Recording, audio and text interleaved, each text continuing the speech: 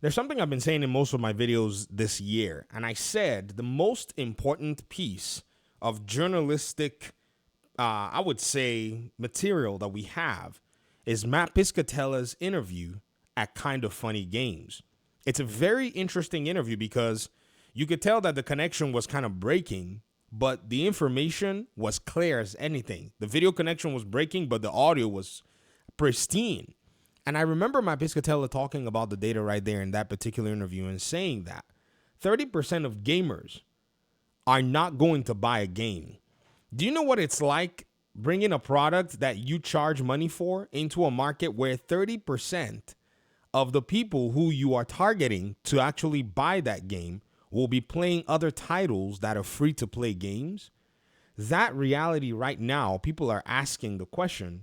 And I think with the industry changing, PlayStation having done layoffs in terms of the percentage of their own gaming division, more than, Xbox's percentage, Xbox now doing their own layoffs, closing a studio and canceling, I think, 3 projects, you can already see that there is some credence to that reality that as these companies want their line go up growth to happen with them, they're more than likely going to take a very strategic approach. And in many cases, if development teams don't make moves that get product out there or show their value, they're really going to walk away from them. PlayStation's been doing it since like last year. Xbox is now basically getting in on the action, and a lot of people are complaining, saying Xbox is this, because for some reason Xbox, everything that they do is terrible, but PlayStation people usually shut up. But we already know that, a lot of hypocrisy right here around the internet. Jess Gordon said, "Why is the gaming industry struggling right now?" Then he quotes, "The gaming industry is facing a significant shift in how players purchase games, with nearly 30% of gamers expected to buy no new games in 2025. Then quotes, "Titles like Fortnite, GTA Online, Roblox now take up approximately 40% of players' total gaming hours." Right underneath it, this person said, Anthony Day says, "PlayStation and Nintendo are dominating gaming. They market their consoles and games perfectly." You see, this person needs to be initiated and told that these games that these gamers continue to play on PlayStation and even on Nintendo are games that are black hole games, the live service games that are causing a ruckus. So Jez puts an article here written on Early Game by Leon Deegan, I think is how you say it. And he talks about all of this stuff, talks about the consequences for publishers and developers. It's a short read, so we're going to go ahead and take a look. That new indie game, or rather that Fortnite skin, or would you rather open up a new FIFA pack? The gaming industry is undergoing a major shift, and it's changing how players spend their money. Ladies and gentlemen, this has not been happening, right, more recently. This has been happening for a while. It was just that 2020, when people sat down at home, these companies got a false sense of relief that things had changed, because the person who wasn't playing Fortnite that preferred to play single-player games played single-player games, enjoyed it at the time. But once everybody went back to work, everybody went back to their live service titles because it's easy to hop in and hop out. That's another thing. You can play with your friends. It's like the time you spend in your gaming is a lot more valuable in this case. Titles like Fortnite and GTA Online dominate playtime, leaving traditional game sales in decline. In fact, nearly a third of gamers said they wouldn't buy a single new video game this year. What's driving this trend, and what does it mean for developers and publishers? Here's everything you need to know about the industry's next big transformation. When was this even published? This was published February 25th of this year. Oh yeah, this was right after that interview went. Changing game purchases. The game industry is facing significant shift in how players purchase games, with nearly 30% of gamers expected to buy no new games in 2025. Hold on. Oh yeah. This change is largely attributed to the dominance of live service games, which are consuming most of players' times. Titles like Fortnite, GTA Online, and Roblox now take up approximately 40% of total gaming hours. I remember I was telling somebody yesterday about why I think Death Stranding 2's physical sales in the UK were low, and they said to me that I was making them laugh, that I was getting it wrong, that, that the UK sales don't really talk about the digital sales, and, that the live service games, just because they're the top live service games, don't necessarily mean revenue. Homie, if they're playing these games and they're not spending money, they're not spending money either on your single player games. I don't know why people cannot interpolate that the data does not care about your feelings or what you think, because A lot of the PlayStation players that are sitting out here talking about Death Stranding aren't even playing Death Stranding. That's the crazy thing. I can fire up my PlayStation right now, and with all my PlayStation friends, we can look and see how many of them have actually launched or played Death Stranding.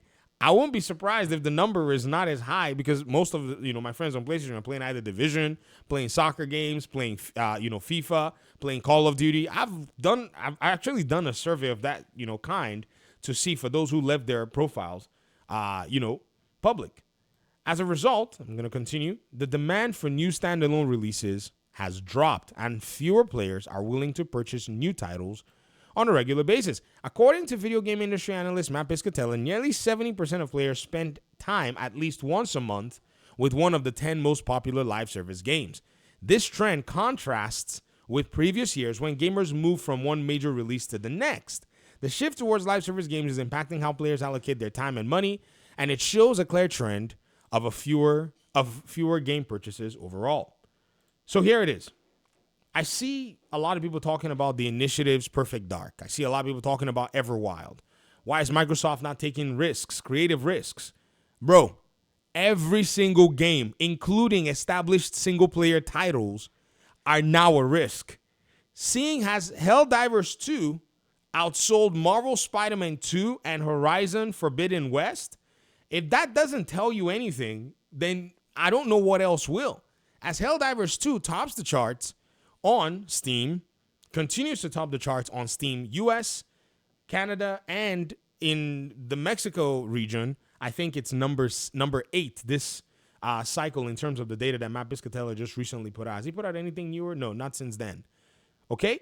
So if a game like Marvel Spider-Man sequel, right, is seeing that risk that it had to basically move straight to PC in the shortest time span, unraveling the whole talk of exclusivity, and seeing PlayStation fans complain and say, well, they just need it for, it's just extra revenue. It's just a side business. All those nonsense that they were telling me in the comment section for months, then I think now that everything has now come home to roost, because the reality and the data is actually putting out there. Now, you know what's crazy is Linus Tech Tips on his podcast actually mentioned this same phenomenon.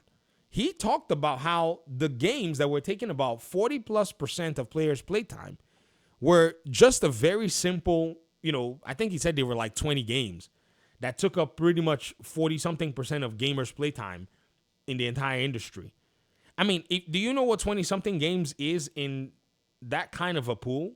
In that kind of a pool where games are coming out every day, Steam has games launching almost every day, and there are already 9,581 games this year.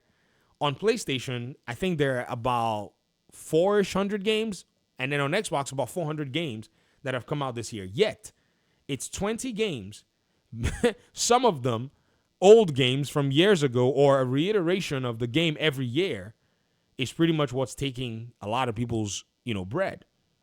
The shift in player behavior is putting significant pressure on developers and publishers. Companies that once relied on frequent game releases now face shrinking target audience, as many players stick to live service games instead of seeking new ones. Piscatella highlights that traditional publishers are struggling, with only 16% of players regularly purchasing new titles. Indie games are experiencing a mixed impact, with their visibility has grown. While their visibility has grown through digital platforms, breaking through the competitive market remains difficult. However, when the indie games succeed, the impact is substantial, with some titles managing to capture large audiences. So we can't exactly blame gamers for not buying new games because they don't have the money, can we? Well, not entirely. The numbers speak for themselves. In 2024, EA made 75% of their total income thanks to microtransactions, and this is far from a new trend. I got to go back and revisit that comment in the comment section, because y'all sometimes, you are, on my nerves. Whenever data is pointing something, right? Whenever the data is actually going and saying, hey, this is what we're seeing, this is where things are going, what you need to realize is you can't necessarily run away from that. You feel me? Like, you cannot run away from the reality that, hey, this is what the numbers are showing. And I remember making that video about I was just talking about the details and the data that were put out there, by Christopher Drink for the Death Stranding physical sales in the UK, and I was looking at the way that the commenter seemed so confident. They just seem so confident that, oh, yeah. We still need to look at the digital sales and blah, blah, blah, blah, blah. You're just talking about it. And I was like, what? Dude, here it is. Let me show you the comment again. I got to go back and I got to reiterate this comment because this person made it seem like, look at it. They said, I'm so sorry I have to comment on this. You made me laugh. First, UK sales don't tell the overall sales on physical media. Well, that's why I said UK sales. They said, 2, the chart you showed of all the games like Fortnite, yes, shows they're popular games, not sales or how they're doing. They just show MAUs. Think. What are the gamers doing on FIFA? They're playing Ultimate Team. Sometimes, it's easy to stay in your little bubble, but you got to step outside for a bit. And he said, as for Death Stranding 2 being a time exclusive, is because Sony helped them with some of the development of the game. Yeah, let me go ahead and just reiterate it. I'm not saying Sony didn't help them. I'm not saying that it's not within their rights to make it exclusive. I'm just saying that the reason the game is probably doing as it's doing in terms of its sales for the physical copies when compared to Astrobot being 33% lower is because it's exclusive. As the game's previous or prequel, the Death Stranding 1 game, had already basically gone out to every Tom, Dick, and Harry, being free on Epic Games, on Game Pass, coming out on Xbox at $20, why make the sequel an exclusive? And I said, now for the video, you made me laugh. You're getting stuff wrong. As a business standpoint, I'd rather have sales figures than MAUs. You see, this is the problem. You really think that sales figures is what's going to basically, help you understand the gaming industry, but you don't realize that the industry is selling skins that are cheaper to make and make more money than games overall. 75% of their total income thanks to microtransactions. Do you know what 75%, what was EA's total income in 2024? Let's go ahead and see some numbers here. Based on the information, EA's total income in fiscal year 2024, which ended March 30th, 2024, was $1.27 billion, which represented a 58.73 increase. So if their total income was $1.2 billion, 70%, let's go ahead and put this out here. What is 78% of what is 77? Did the article say 70% or 75%? 75%. My goodness. What is 75% of $1.23 billion? You say you'd rather have sales over MAUs, but you're not calculating that MAUs are what's bringing in such amounts of money. That's why I went back to this comment, because I don't think you really did pay attention, or you are paying attention. And I'm saying it like this. It's not like I want to put anybody on blast, but gamers, y'all aren't paying attention to what the industry is doing. In fact, the console warriors, every single one of them, the talking heads, are all approaching these layoffs without any metric. They're all approaching the PlayStation layoffs with either bias in shutting up or bias in amplifying either one or the other company's own layoffs, not looking that the data is exerting exactly what the pressure is. And this is from a brand new trend. FIFA 21 Ultimate Team also accounted for 29% of EA's total revenue that year. What?